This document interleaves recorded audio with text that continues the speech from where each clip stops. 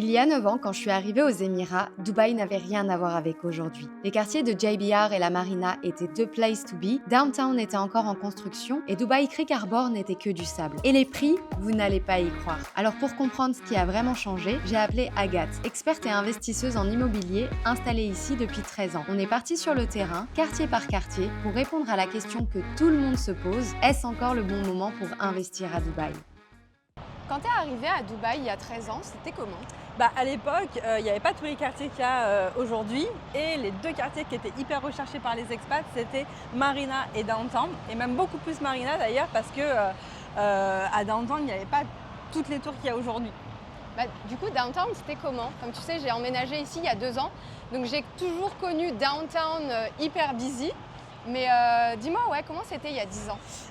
Les gens comprenaient pas trop pourquoi moi je suis arrivée ici à Downtown. J'ai habité à Downtown direct et à l'époque les gens me disaient mais je comprends pas pourquoi tu viens ici, c'est même pas en bord de mer, il n'y a rien, etc.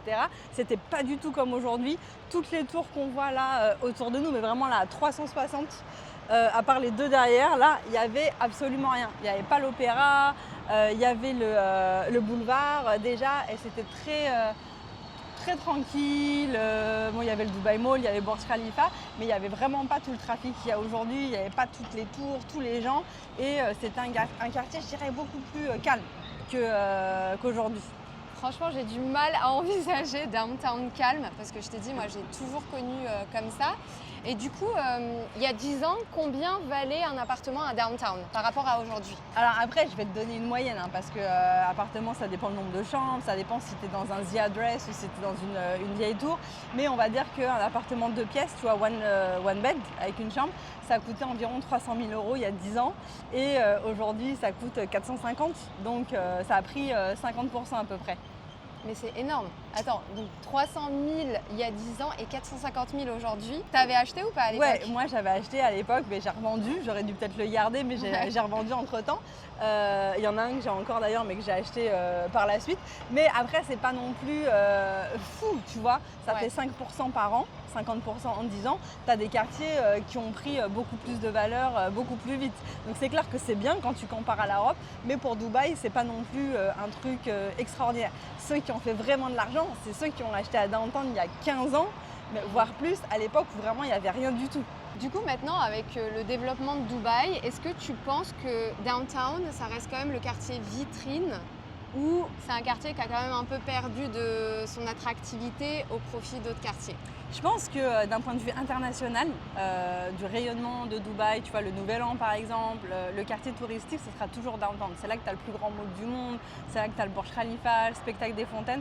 Dubaï est connu dans le monde entier pour ces choses-là. Par contre, je trouve qu'au niveau local, tu vois, pour les résidents, c'est souvent délaissé Downtown pour d'autres quartiers, type Dubai Creek Harbor, Blue Waters, Dubai Hills par exemple, City Walk, parce que c'est moins engorgé et tu as plus d'espace, c'est plus sympa. Mais tout comme, tu vois, si tu compares à Paris, c'est un peu pareil, les gens n'habitent pas sur les Champs-Élysées. Donc je pense que ça sera la même chose ici. Ouais, et je pense que Downtown aujourd'hui, ça s'adresse plutôt à une population, je dirais plus célibataire. Il y a quand même moins de familles, parce que déjà c'est un quartier qui coûte cher. Maintenant, il y a pas mal de nouvelles tours, donc tu vois, comme tu le sais, dans les nouvelles tours, les espaces sont plus petits, c'est moins avantageux que des nouveaux quartiers, etc. Et donc, j'ai l'impression que Downtown, maintenant, ça s'adresse vraiment à une population urbaine, plutôt jeune trentenaire, sans enfants, etc. Ouais, exactement.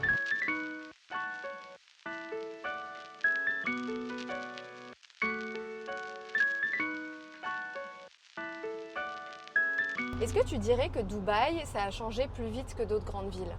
Bah ouais, carrément. Quand tu regardes les autres grandes villes type New York, Paris, Londres, ce que tu vas voir, c'est des rénovations de bâtiments, des réhabilitations de quartiers, etc. Mais là, il y a carrément des quartiers entiers qui sont sortis de terre. Et en plein centre-ville en plus. Quand tu regardes City Walk, par exemple, ça n'existait pas.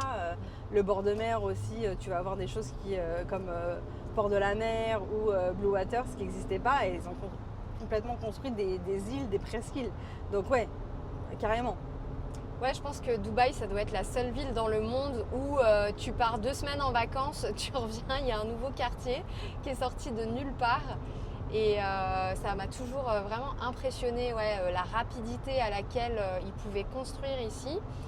Et en termes de différence par rapport à il y a 10 ans, qu'est-ce que tu remarques principalement dans la vie? Qu'est-ce qui a vraiment changé en 10 ans à Dubaï? Moi, je dirais il y a plein de choses en fait. Comme on disait tout à l'heure, en fait, il y a plein de nouveaux quartiers qui sont sortis de terre. Beaucoup de quartiers aussi qui attirent des familles, tu vois, comme Dubai Hills, Creek Harbor. Tu as des quartiers qui étaient... on avait une perception, tu vois, que c'était super loin, comme JVC par exemple. Je sais pas si tu vois, mais JVC, il y a 10 ans, on n'y allait pas, on connaissait pas, c'était loin. Arabian Ranches aussi, c'était perçu comme un truc, on te disait, t'as fait ton passeport pour rentrer chez toi. Et aujourd'hui, non, c'est les communautés qui sont les plus proches de Marina, Downtown. C'est celle-ci, donc du coup c'est ça, c'est la perception qu'on avait de certains quartiers, parce qu'au final il y a plein d'autres quartiers qui se sont construits entre deux, il y a de plus en plus de monde, donc c'est ça aussi qui fait que ces quartiers se sont remplis, se sont développés. Avant on allait du point A au point B, on faisait tout à Dubaï en 15 minutes. Je sais pas si toi tu avais cette... Ouais, j'ai connu ça, ouais. Je dirais plutôt 20-25 minutes. Ouais, au max. Ouais, mais parce que bon, moi je genre Marina Downtown, c'était... parce que moi je vivais à Marina, pour aller à Downtown, c'était genre 20 minutes. Maintenant, c'est plus du tout ça. Non, moi dans mon esprit c'est toujours 20 minutes, c'est pour ça que je suis toujours en retard. Mais en vérité c'est plutôt 40-45 minutes pour aller un peu partout en fonction des heures. Donc ça a beaucoup changé. Et la population aussi. Avant, c'était beaucoup les nouveaux arrivants, beaucoup de célibataires, beaucoup de jeunes couples. Et maintenant, il y a énormément de familles. Ça, c'est vraiment quelque chose que j'ai remarqué, moi, sur les 5 dernières années, par exemple. Moi, la différence principale que je remarque, c'est que comme tu disais, en fait, maintenant, c'est vraiment... Les quartiers sont devenus des communautés. Tu vois, avant, quand je vivais à Marina, aller à Downtown, aller à La Palme, aller à Dera, franchement, c'était vite fait. Tu disais, ouais, en 20-25 minutes. Et du coup, je trouve qu'on se déplaçait plus facilement. Enfin, moi, ça ne me dérangeait pas de sortir de la Marina pour aller dans d'autres quartiers. Maintenant que je viens à Downtown, franchement, j'ai la flemme, tu vois, d'aller à la Marina. Parce que je sais que je vais mettre 1 heure. J'ai l'impression, en fait, qu'aujourd'hui, on a plus tendance à rester dans nos quartiers, dans nos zones. Tu vois? Ouais, je sais pas si c'est le cas. Moi, c'est mon cas. Effectivement. Et c'est vrai que quand je suis arrivée, moi j'étais sur Downtown et je bougeais souvent, j'allais à Marina rien que pour faire un petit resto, sur Jumeirah, DIFC, etc. Mais effectivement, il y avait beaucoup moins de monde, tu mettais moins de temps et aussi il y avait, je pense que c'est l'âge, tu vois. Je sais pas, il faudrait demander ça à quelqu'un qui vient d'arriver à Dubaï aujourd'hui. On avait la soif d'explorer aussi et d'aller tout le temps faire des nouveaux trucs. Et je pense qu'il faudrait demander à quelqu'un qui a 20 ans et qui vient d'arriver à Dubaï, s'il a la même perception que nous aujourd'hui ou que nous avant. Ils l'ont parce que en fait, ce qui s'est passé, c'est que c'est le trafic tout simplement. C'est qu'avant, c'était vite fait, tu vois, de faire un Marina Downtown. Aujourd'hui, si tu mets 1 heure, t'es chanceux, tu vois, parce que parfois tu peux mettre 1h30. Moi, parfois, rien que pour sortir de Downtown, je peux mettre 20-25 minutes juste pour sortir du boulevard. Donc en fait, je pense qu'il y a aussi... En fait, c'est tout simplement, c'est le trafic aussi qui fait que on a moins envie de se taper des missions, tu vois. Mais c'est ça qui fait aussi que les quartiers maintenant qui sont un peu plus éloignés, ils sont de plus en plus recherchés, tu vois. Avant, tout le monde voulait être sur Marina et Downtown, mais en fait, c'est tellement un cauchemar, comme tu dis, pour sortir, que maintenant, des trucs comme Dubai Hills, des quartiers comme, je sais pas, il y a Sustainable City, Damac Hills. Oui, parce qu'en fait, les gens recherchent plus, un quartier résidentiel, une communauté où tu as un peu tout, où tu n'as pas besoin de sortir en fait. Ouais, tu peux tout faire sur place et quand tu veux bouger, tu ne tapes pas 1 heure d'embouteillage pour sortir du quartier, quoi. Et est-ce que tu pensais, quand toi tu t'es installé là, est-ce que tu pensais sincèrement, vraiment, est-ce que tu t'es dit qu'un jour Dubaï ce serait comme ça aurait changé comme ça? C'était difficile de s'imaginer ce que c'est aujourd'hui et je pense que même aujourd'hui c'est difficile de s'imaginer ce que sera Dubaï dans 10-15 ans, mais je savais que ça allait se développer en fait. On avait déjà les master plans, je voyais moi les gens qui arrivaient tout le temps, je voyais le contexte économique, la vision en fait des leaders, l'optimisme ambiant. Donc je savais que ça allait se développer, sinon j'aurais jamais misé sur Dubaï, même d'un point de vue investissement. Mais je pensais pas que 12 ans après mon arrivée, si tu veux, moi j'avais l'impression déjà d'arriver un peu trop tard. Et là 12 ans après, je me rends compte qu'il y a encore tout est à venir et il y a encore des gens qui arrivent aujourd'hui avec la même fleur au fusil que moi j'avais il y a 12 ans. Tu vois ce que je veux dire? On a l'impression que ça se renouvelle sans cesse et que ça s'arrête jamais. Ouais, c'est vrai. On a toujours cette impression qu'on est arrivé trop tard. Mais en fait non, parce qu'il y a toujours des nouvelles opportunités, il y a toujours des nouvelles choses qui se développent. Et comme tu as dit, ce qui est bien, moi je trouve, c'est que ici, les dirigeants, ils ont une vision claire. Ils cachent pas. Enfin, en fait, les projets, tu les trouves en ligne. Ouais. Tu vois, tout ce qui va se passer dans les 10, 15, 20 prochaines années, on le sait en fait. Le master plan 2040, tu peux le consulter en ligne. Donc du coup, c'est assez facile de prendre des décisions par rapport à l'avenir, sachant qu'on a aussi constaté qu'en général, ce qui était prévu était délivré. Tu vois, c'est pas juste des projets comme ça ou des souhaits.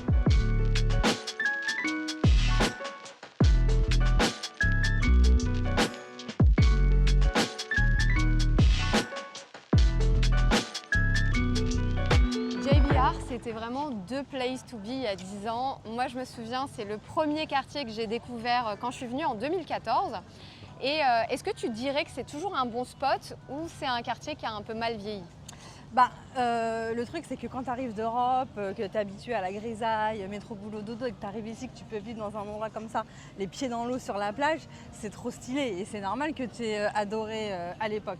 Le truc, c'est que effectivement, aujourd'hui, quand on regarde ces buildings là, les grands jaunes là, de GBR, ils ont mal vieilli, ils ne correspondent plus du tout aux standards actuels. Les gens, ce qu'ils veulent, c'est des grandes fenêtres, ils veulent des choses modernes et même en termes de valeur, c'est pas quelque chose qui s'est extrêmement valorisé parce qu'il y en a trop en fait. L'inventaire, il est énorme.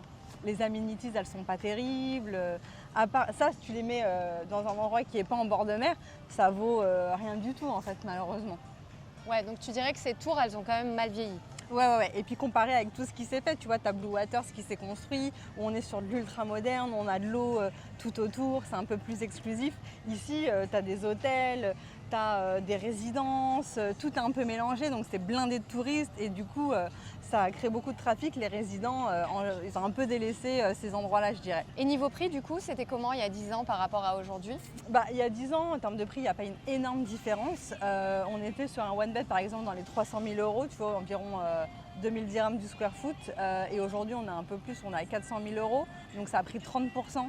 En 10 ans, c'est pas un truc de malade, on va dire, comparé à d'autres quartiers de Dubaï qui ont pris 20% par an sur les 4 dernières années, tu vois. Donc c'est pas quelque chose qui a explosé et aujourd'hui pareil, ça se maintient.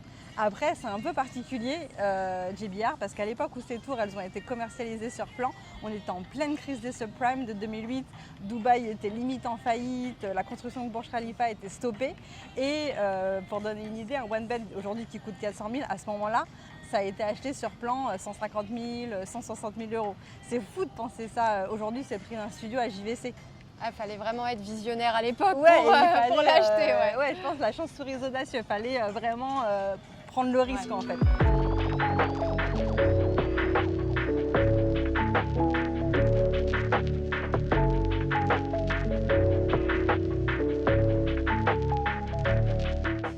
On est dans le quartier de Dubai Hills et il y a quelques années ici c'était que du sable et regarde aujourd'hui je suis choquée, le nombre d'immeubles, le parc, etc. Qu'est-ce qui a fait que ça a pris aussi vite? Dubai Hills, déjà c'est un quartier hyper familial où tu es hyper connecté au reste de Dubaï. On est sur Al Khail Road, donc toi tu connais bien mais pour ceux qui ne connaissent pas c'est une route qui est parallèle à Sheikh Zayed Road et quand tu pars de là, tu as 15 minutes de downtown, à peu près 15 minutes de Business Bay, pas beaucoup plus de DIFC. Donc du coup, tu es super proche de tout ce qui est les points d'attractivité de Dubaï, Dubai Mall, Downtown, tu vas très rapidement à Mall of the Emirates. Et dans le quartier lui-même, regarde, c'est super sympa, tu as énormément d'espace, tu as beaucoup de verdure. Là-bas, derrière, il y a des townhouses et des villas. Donc, c'est hyper aligné avec l'environnement très familial. Et de l'autre côté, tu as le côté un petit peu plus luxe de Dubai Hills avec un golf et des villas de luxe. Et surtout, tu as le mall.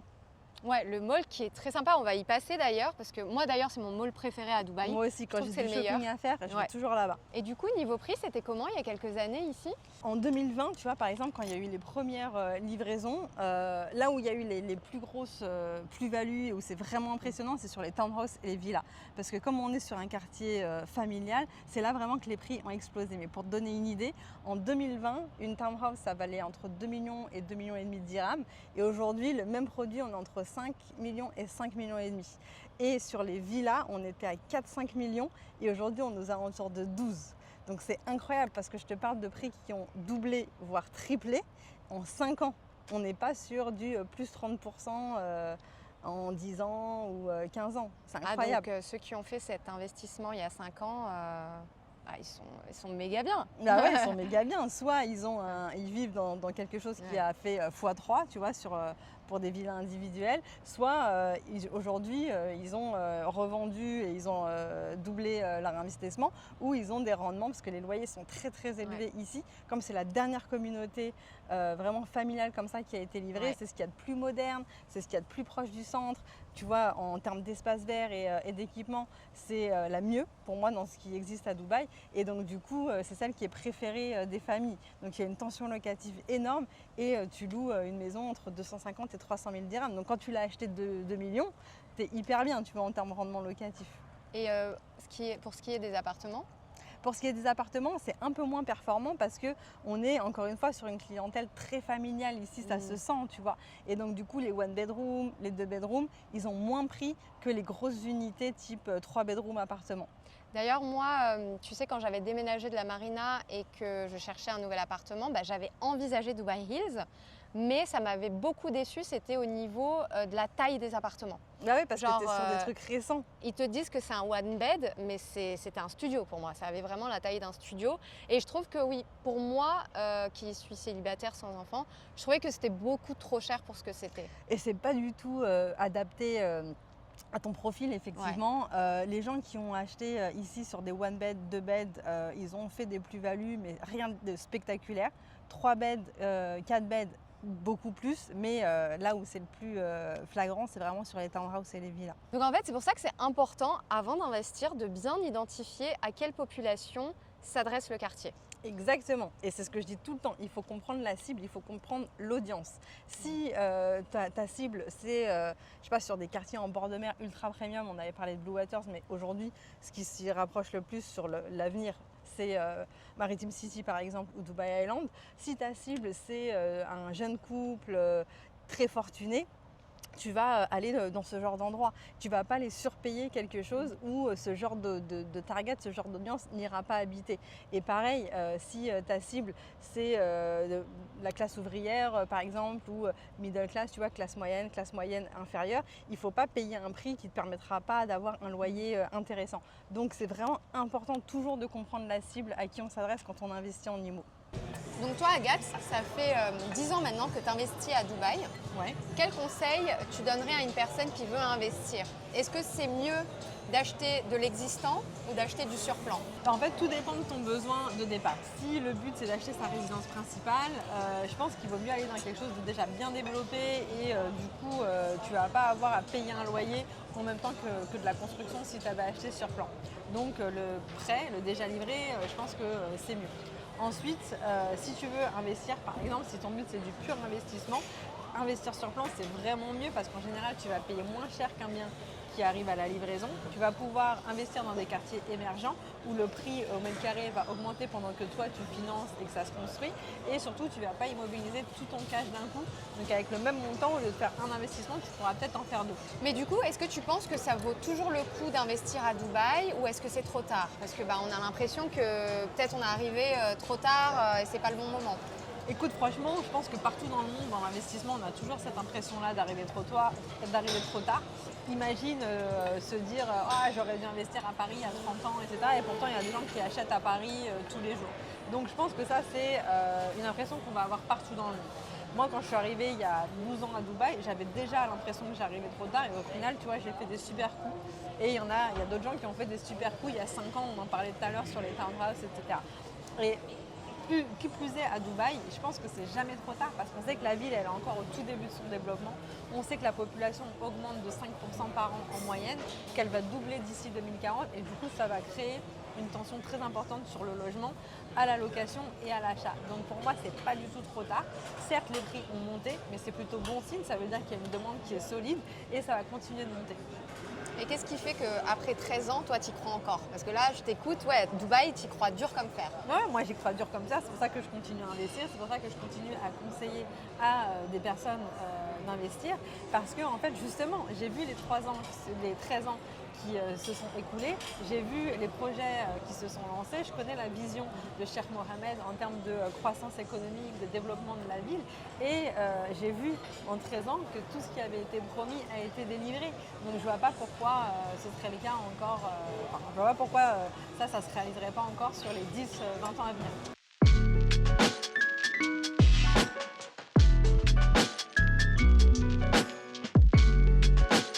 Là, on est à Dubai Creek et Agathe, je suis choquée parce que moi, je suis venue ici en 2021, donc ça fait 4 ans que je ne suis pas venue à Dubai Creek et je suis choquée comment ça a changé. Ouais, ça a complètement changé. Moi, c'est un quartier que je connais bien parce que j'ai investi ici en 2017. Il n'y avait rien du tout de ce que tu vois ici. Il n'y avait pas le port de Plaisance, aucun de ces buildings et c'était vraiment un pari.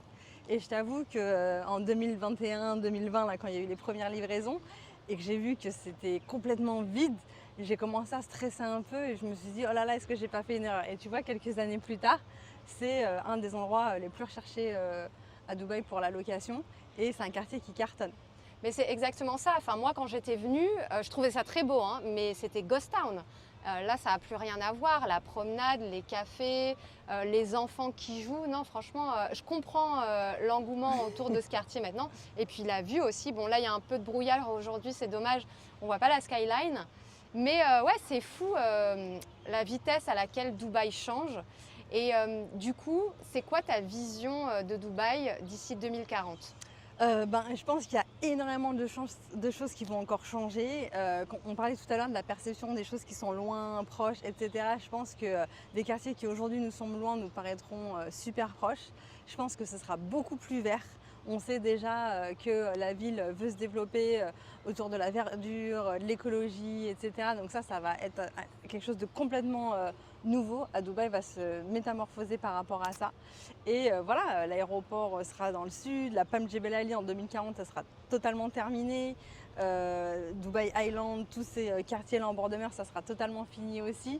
Donc je pense que ça va être beaucoup plus grand, beaucoup plus vert et beaucoup plus tourné vers le bord de mer, etc. Et au niveau des prix, est-ce que tu penses que ça va continuer à monter ou ça va se stabiliser à un moment donné ?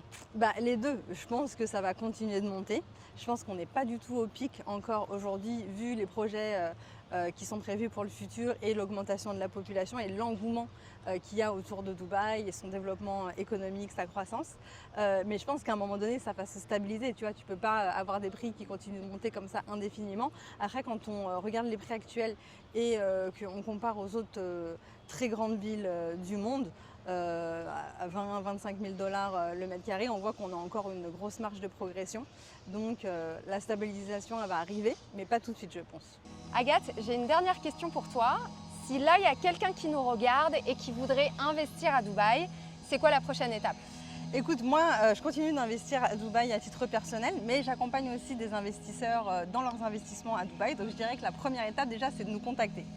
Donc te contacter, oui, tu as ta chaîne YouTube, mais tu as aussi ton agence à Dubaï. Et du coup, je vais mettre toutes les informations pour contacter Agathe dans la description de la vidéo. Merci beaucoup Agathe pour ton temps, toutes les informations, toute la valeur que tu nous as donnée aujourd'hui. En tout cas, moi j'ai passé une super journée. J'espère que vous avez aussi passé un bon moment en notre compagnie. N'hésitez pas à liker, commenter ou partager la vidéo si ça vous a plu, à vous abonner à nos chaînes et on vous dit à très vite pour une nouvelle vidéo. À bientôt!